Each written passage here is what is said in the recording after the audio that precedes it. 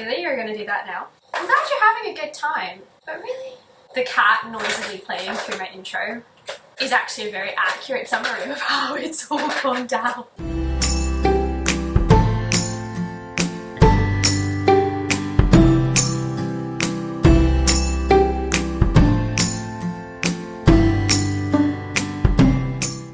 Hello friends and welcome back to my channel. It has been a very long time. We've had COVID, we've had work, busyness, I applied to grad school. The cat noisily playing through my intro is actually a very accurate summary of how it's all gone down.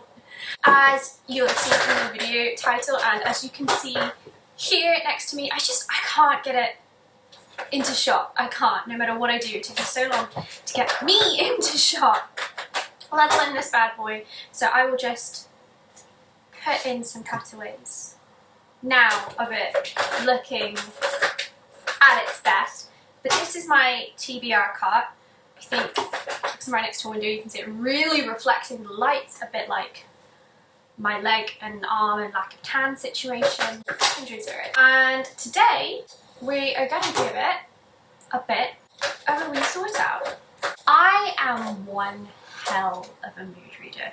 TBRs just don't work for me. I've tried so hard, and I really like actually watching people's TBR videos and reading their blog posts and stuff, and it doesn't work for me. And then I also get stressed because I'm like, oh, I'm never going to read everything I want to read.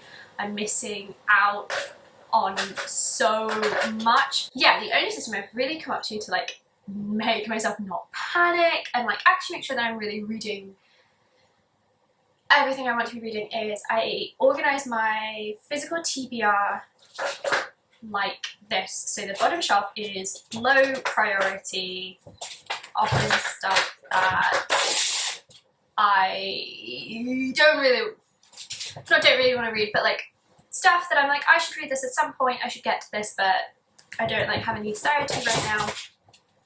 Mid priority, which is stuff that I'm like, I definitely want to read this, but I'm not going to force it if I'm not in the mood.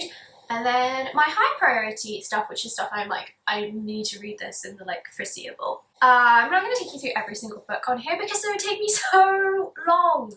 And also because some of them are just like not very interesting. I will show you kind of anything that I have something to say about. And yeah, we're just going to go through, look at the books around here and see if the high priority is still high priority, if they need to move down, if the medium priority, if any of them need to maybe move up or need to move down. And if the low priority, if any of them I look at, I'm just like, no. Especially because some of these I've had on for years. Then I will unhaul and donate to charity. So we're going to begin with the low priority shelf. I actually have a feeling that a lot of these need to go.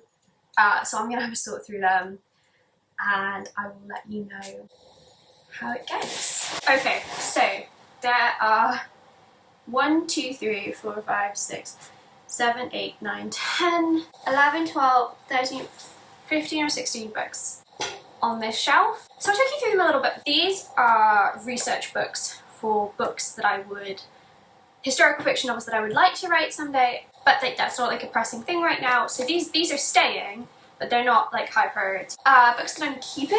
Let's see if there's anything in here worth talking about. So I have Howard's End by Ian Forster.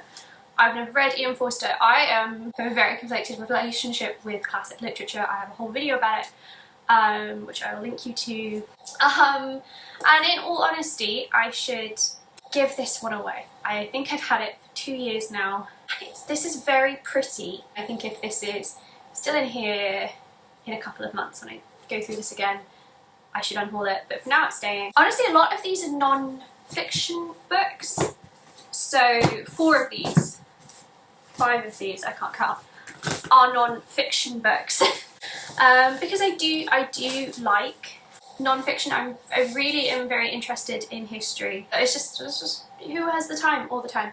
So I just haven't gotten to them yet, and I don't think I will anytime soon. Actually, I'm being real with myself, having said that I wouldn't unhaul it. This is a book about the British coastlines and like the history of Britain, and I'm sure it's wonderful, it's beautiful to look at, and the writer is a very nice man. But actually, I'm thinking about it now, I'm sitting here thinking about it. I've had this book for 2 or 3 years and I haven't read it. So, you are going to charity. I'm sure someone will really enjoy you. So these are all staying. Nothing that interesting is staying on here yet, but remember some of these will probably move down. And then we have books that are going. First things first, yes, this is the V. Schwab book. Yes, it's going to charity. I feel really bad because I actually asked a bookstore to specifically go out and order this in for me, and they did. And I thought it was going to be... I just thought it was going to be me all over. This is The Near Witch by V. Schwab. It's not her strongest writing, it's her debut, so that's completely fine, that's just not an issue. I'm struggling to gel with it. Yeah, and I don't know, I'm just not enjoying it. I thought it would be super, super spooky. I thought it would have her like very, very gripping style that everyone's always talking about it, but it's just not happened to me. I've tried a couple of times. I have tried a couple of times with V. Schwab books now because obviously she's such a popular author. I've read Vicious, I love Vicious, but just in general, I've tried a few now, they don't do anything for me really. And sometimes just you don't gel with an author and it's no big deal. So this is going to charity. The rest of these aren't very remarkable. This is a diary of living in New York. I got this because it had something to do with my dissertation when I was doing my undergrad. If I'm reading anyone's journals, it doesn't need to be this one. And then I have this, which is Joan Didion's A Year of Magical Thinking, which I believe very, very strongly when people tell me this is a beautiful book and that's really helped them. It's a book about grief, if you didn't already know, and it's meant a lot to a lot of people. I am a person who is undergoing / has undergone a not insubstantial amount of grief and trauma in my life. I do think that it's very beautiful, like what I've read of it, but it's just too much for me. It was too much for me I think 18 months ago when I got it. I tried it again a year ago. I could try it now, but actually I think I'm just going to respect that limit, and this doesn't need to stay, and if I change my mind in the future then that's fine, but actually I think that I'm going to kind of respect where I'm at emotionally and just this one can go. Okay, so moving on to my medium priority shelf. Things can go up, they could go down. Let's take a look. Oh my goodness. So I already know just from looking that there's going to be quite a lot of movement on this one. This is definitely moving up. This is My Sister, the Serial Killer. I actually started this maybe over a year ago. And it wasn't that I wasn't enjoying it, it's just like I just wasn't what I was in the mood for, so I stopped reading it. Which I think is why it has been on this medium shelf, but actually just lately I've been thinking about it quite a lot and been like, oh, I know I really want to get to that. So this is going to move up to high priority. So this can go over here. I won't talk too much about these, I don't really have anything to say, but these are just 3 that can all stay on medium priority. One is a classic, one is a historical fiction novel, and one is a fantasy. I will say I have started this, and again, just wasn't in the mood for it at the time, but I will say I was enjoying it when I started it. And then another 2 I'm not gonna kind of say too much about. This is a reread. If anyone knows me, I'm a huge Laini Taylor fan. This is meant to be scary as all get out, which good, love that. From me, even stay. This is an interesting one. This is Shannon Barry's poetry book. I'm sure you'll have heard of Shannon. She's very, very big on Instagram. This is her self-published poetry book. Oh, I don't know what to say about this. I got this on a whim when I was still blogging, but just flicking through it now, I don't think any of these poems are doing anything for me. I'm not the hugest fan of contemporary Instagram poetry. I'm not one of those people who's it's not poetry. I think literally whatever floats your boat, floats your boat. I'm just not a fan of that kind of poetry. It just doesn't do anything for me. If it does something for you, then I think that's really fab. I'm also just like profoundly picky with poetry. What I'm trying to say is I think actually I'm going to donate this one to charity, which is a shame because it's a very pretty wee book and I like her a lot, you know, for someone that I don't know at all. But yeah, this one can go. And taking this one, this is Natalie Haynes's 1,000 Chips, which I know is very, very popular. It literally was shortlisted for the Women's Prize. I don't think this is a bad book.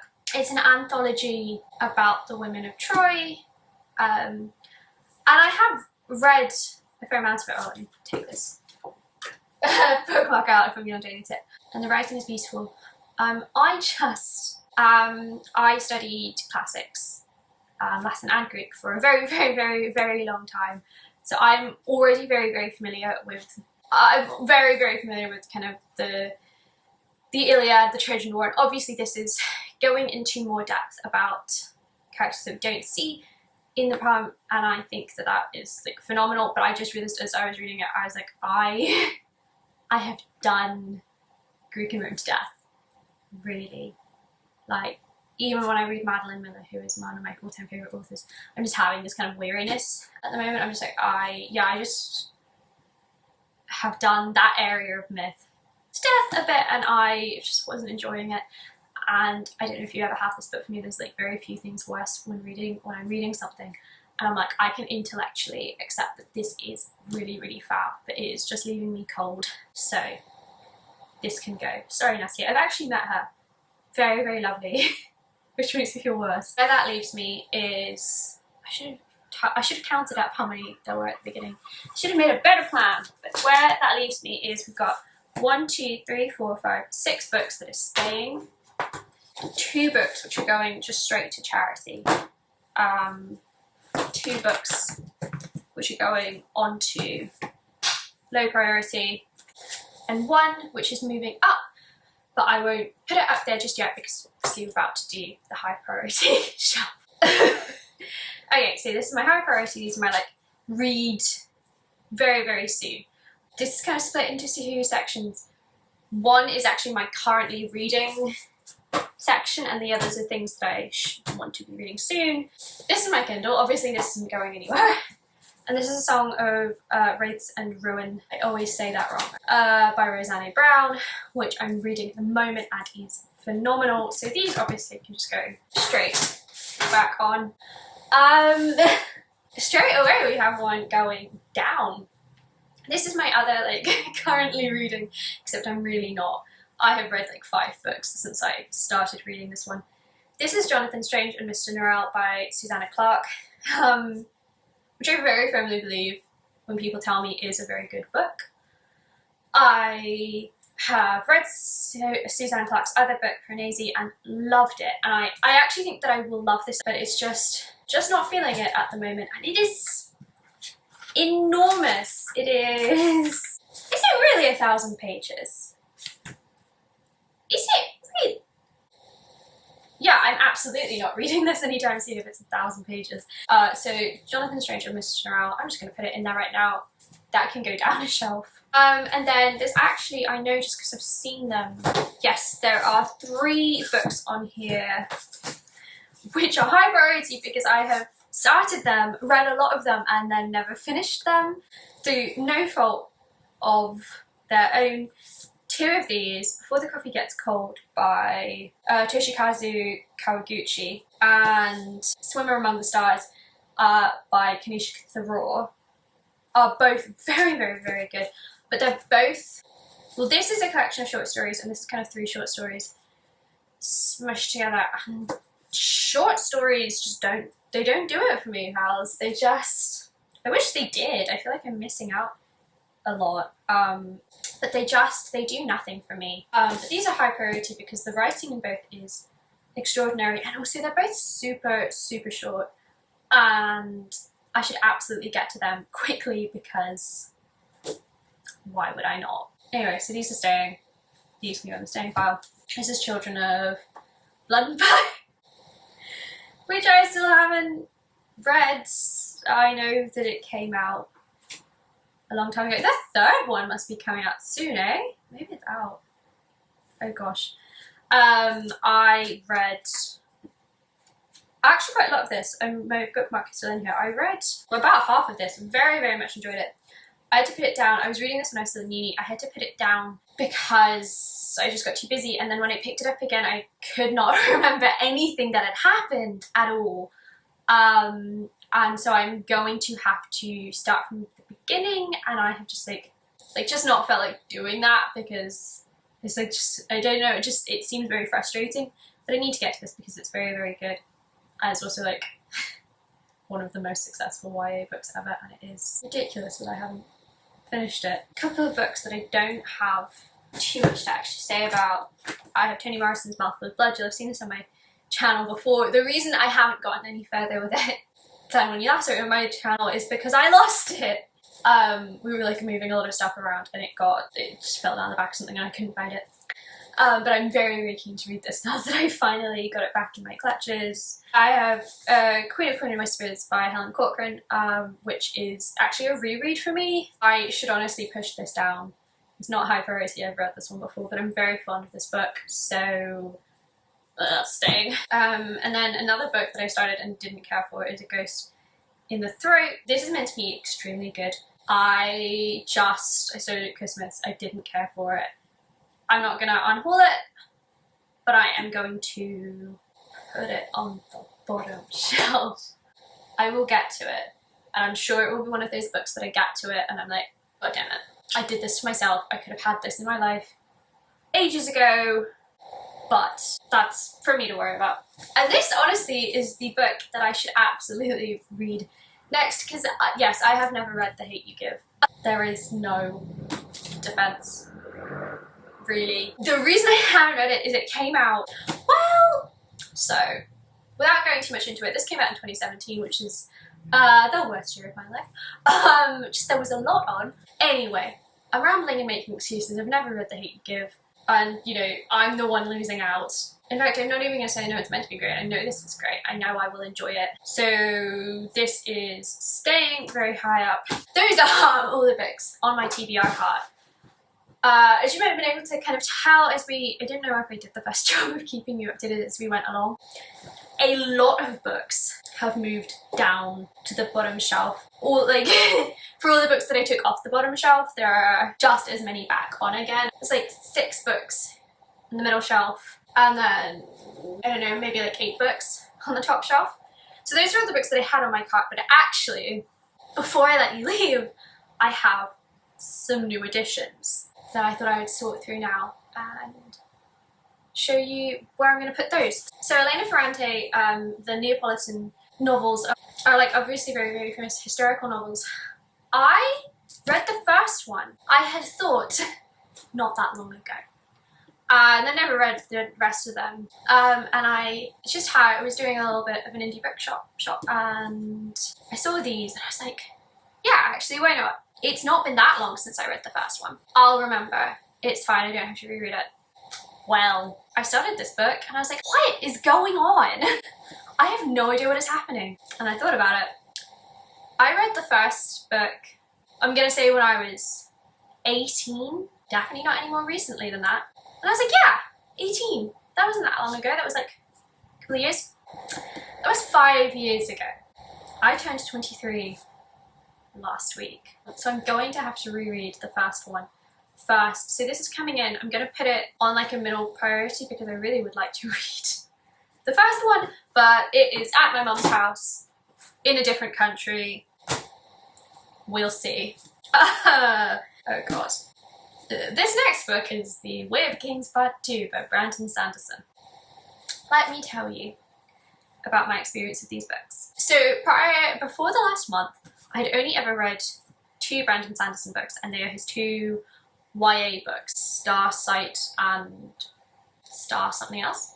I don't remember. They are good though. I really enjoyed those, but I have just not been really all that willing or excited to read any of his big famous adult fantasy books because I quite frankly don't really read books by men that often. But my other half is a reading machine. Anything you put in his hands, he will just read. So like a huge 1000 page, like this is nothing to him. So he has read a lot of Branderson's books, and often when we will talk about like just fantasy as a genre, which we do quite often because it's something we're both really interested in, he will make references and I'm like, I don't know what you're talking about. And so he finally turned around and said, well, you gotta read them then. So I did. I read The Way of Kings Part 1. If you don't know, Brandon Sanderson's first book in the, the Stormlight Archive. The first one is so long that they had to split it into 2. Which I hate that. I hate that so much. I hate it. I hate it. Books shouldn't be that long. Anyway, he was like, read The Way of Kings Part 1. And I very angrily did. I was like, fine. But only because you think I won't. And then I read it, and god damn it, I thoroughly enjoyed it. Wish I hadn't. I would have felt so smug. But I did really enjoy it. I like that I'm waving this around really threateningly. I don't know why I really liked it, because all of the action in the whole book happens in the last 2 chapters. But I really enjoyed it. So this is Way of Kings Part 2, which I'm ashamed to say I will be reading. But not anytime soon. I would like to read it, but there are things that are more important to me, so this can go medium priority. And then having whinged about really, really long books, have you read The Grace of Kings by Ken Liu? If not, why not? This is a 614-page book, and it's one of the very few 614-page books I will tell you that you really should read. But if you are a fan of fantasy, I really, really do recommend it. This is a phenomenal book. Story of my life. I read this when I still lived with my mum.